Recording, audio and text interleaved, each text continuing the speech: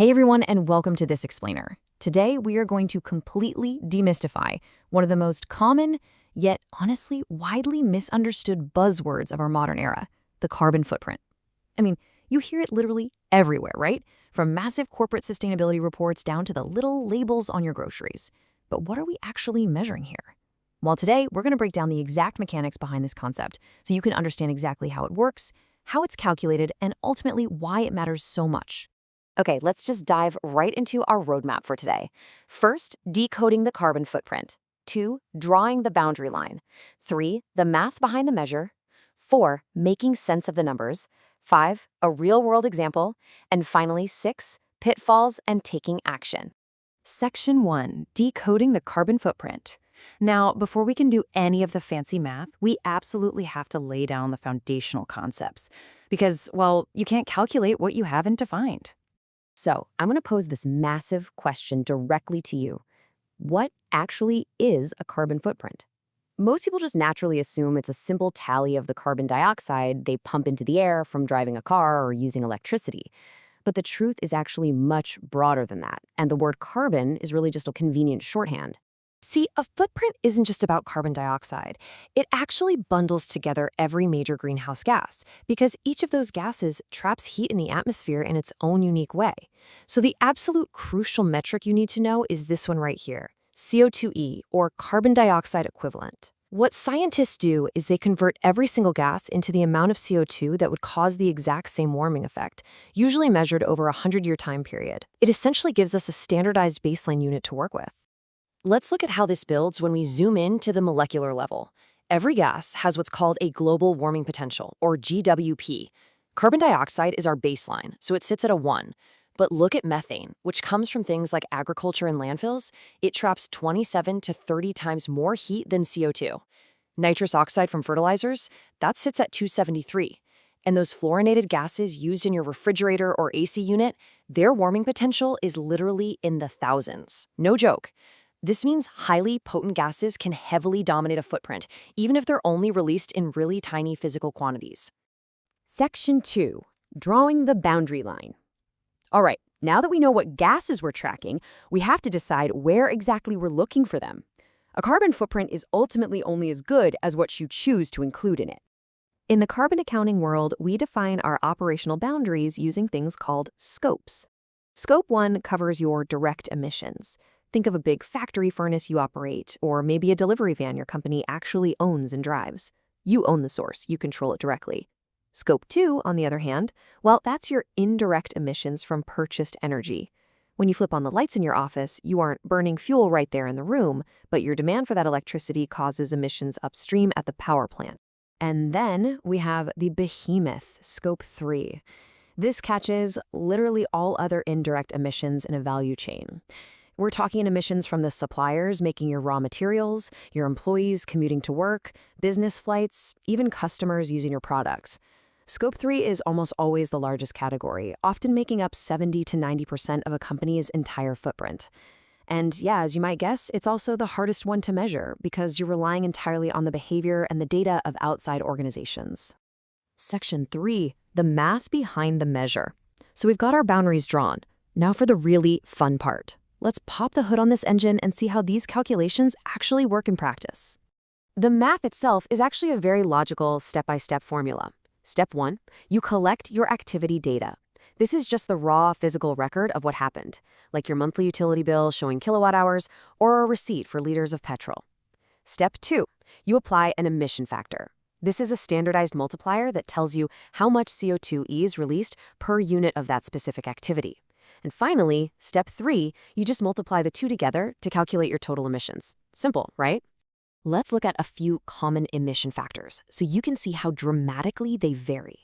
Burning 1 liter of petrol is a relatively fixed chemical reaction, releasing about 2.31 kilograms of CO2e. But look at grid electricity. It ranges wildly from 0.05 all the way to 0.9 kilograms. That huge variance is because where you get your power, whether it's from a dirty coal plant or a clean hydroelectric dam, completely changes the multiplier. And actually, take a look at our food systems. Producing just 1 single kilogram of beef releases 27 to 60 kilograms of CO2e. That's massive, mostly because of the methane from the cattle and the intensive land use required. Section 4. Making sense of the numbers. Okay, so we've run our data through the formula. We now have a massive spreadsheet full of kilograms and tons of CO2e. But let's be real, raw numbers alone aren't very helpful. We have to organize them so they actually become useful for decision-making. We do this by breaking the grand total down into categories. We can look at it by scope, to see what's under our direct control versus our supply chain. We can look at it by source, like separating out electricity from transport to spot our biggest reduction opportunities. We can categorize by site or department, and of course, by time trend, to see if we're actually improving year over year.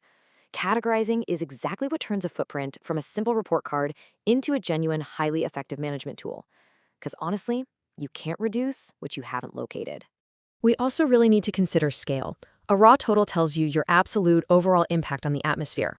But a normalized total expresses the footprint per a meaningful unit, like per person, per dollar of revenue, or per product manufactured. And this brilliantly illustrates a key dynamic. A fast-growing company might actually have a rising raw total because they're doubling their factory production, but their normalized total might be dropping. That shows that their per unit efficiency is actually radically improving. So both of these metrics matter. Section 5. A real-world example. Let's ground all this abstract math by applying it to something highly relatable. We're going to calculate a simplified year-long personal footprint for an individual. All right, let's set up the parameters for a test subject's year. For electricity, they used 3,000 kilowatt hours at home. For daily driving, they burned about 560 liters of petrol. Their diet included moderate meat consumption, equating to about 50 kilograms of beef for the entire year. And finally, they took a single, long-haul return flight of 12,000 kilometers.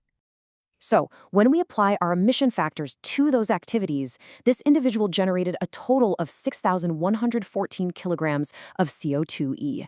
But check out the visual breakdown of those proportions. Now, what's really interesting about this is how the single occasional flight and the moderate beef consumption contributed as much, if not more, than their entire year of daily home electricity use and daily driving. And that brings us to the ultimate lesson from our personal footprint test. A very small number of high-impact activities will almost always completely outweigh many low-impact daily habits. Whether you're just an individual analyzing your own diet and travel, or a multinational corporation analyzing a massive global supply chain, locating these massive hotspots is the real secret to an effective reduction strategy. Section 6. Pitfalls and taking action. To wrap things up today, we need to take a slightly more serious, investigative look at how footprinting can go wrong and what our ultimate goal really should be once we have our numbers in hand. Because carbon accounting is incredibly complex, there are several common traps. First up, double counting. This happens when two organizations claim the exact same emissions. Say a factory counts it as Scope 1 and their client counts it as Scope 3, overstating the real-world impact. Then, there's ignoring Scope 3 entirely, which basically hides the vast majority of a footprint. Using outdated grid emission factors is another one because power grids change their energy mix every single year. And finally, conflating a footprint, which measures harm caused, with a handprint, which measures positive impact enabled by product. Mixing those two up overstates genuine progress. This is exactly why strict boundaries and independent third-party verification are absolutely crucial to avoid greenwashing. We also need to be crystal clear on the difference between reductions and offsets. Reductions mean you are actually eliminating emissions from your own footprint. You're using less energy, switching to renewables, redesigning your processes. Offsets, on the other hand, mean you're paying to fund emission reductions somewhere else, like planting trees, to compensate for what you emit. Offsets do not shrink your actual measured footprint. They should only ever be treated as a total last resort for emissions that are currently impossible to eliminate. Which leaves us with this final, incredibly powerful thought from our sources. Carbon footprinting is ultimately a measurement discipline in service of a reduction strategy. The number itself is only useful because of what it tells you to do next. A flawless, perfectly calculated spreadsheet means absolutely nothing without action. Once you've located your hotspots, that's when the real work begins. So, if a carbon footprint only tells the story of what you've already done, what choices will you make tomorrow to rewrite that number? Thank you so much for joining this explainer, and as always, keep learning.